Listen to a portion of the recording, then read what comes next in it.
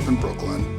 I sold flowers on the street when I was 8 in Bay Ridge. As I progressed to 13, 14, I started selling on St. Mark's. This was in 1982, which was crazy. I was excited to be in the middle of the East Village. It was such the periphery of society. It's where music and punk and new wave was all converging.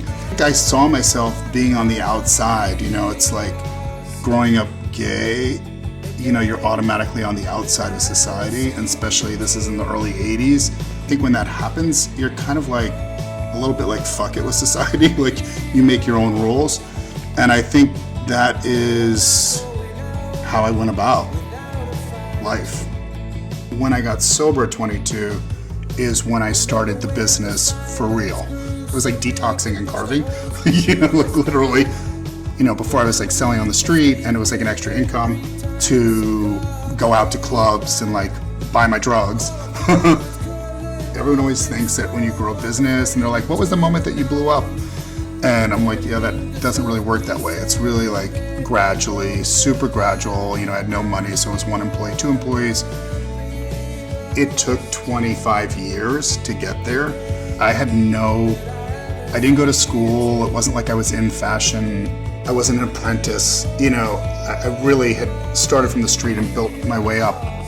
Originally, I was going to have just 1 child, and I was surprised and blessed with twins. I had met my surrogate, Stacy. Hi, Stacy. We both went in to that sonogram, and we were expecting to see 1 beating heart, but there were 2. We were both like, what? That was that fun moment.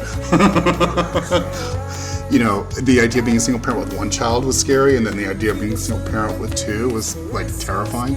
So I decided to sell. I had to think about like, as a parent, why am I having kids? And part of it was to be present in their life.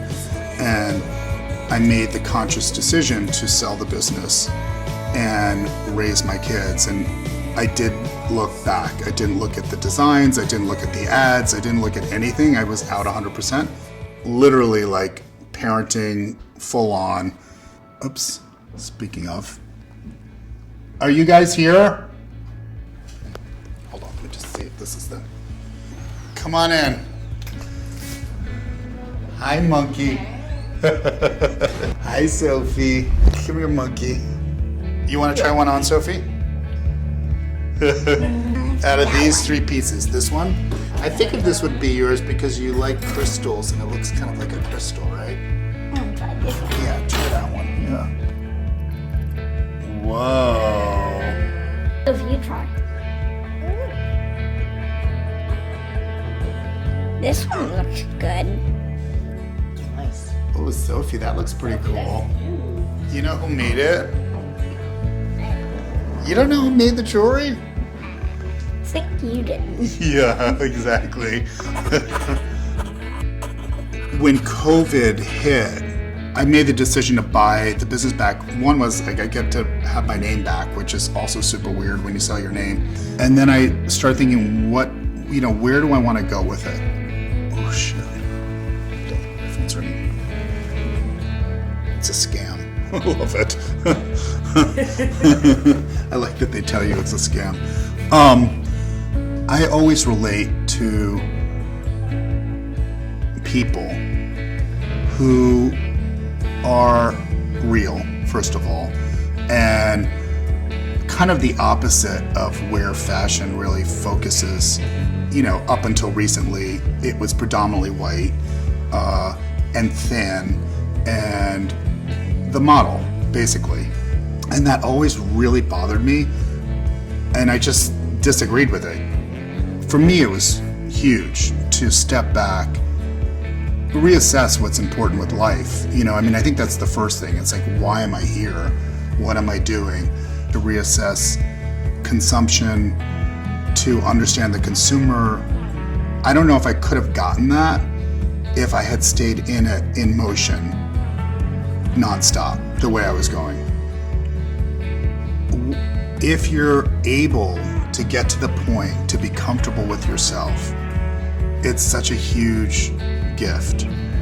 And it does come often with aging.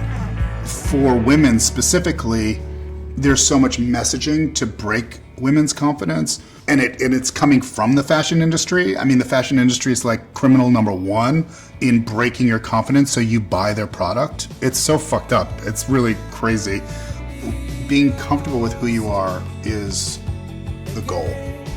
And then fashion and individuality is kind of the icing on the top, because you're free, right? And you're like, fuck it. I want to wear this. I'm going to wear this. You know, it's for you.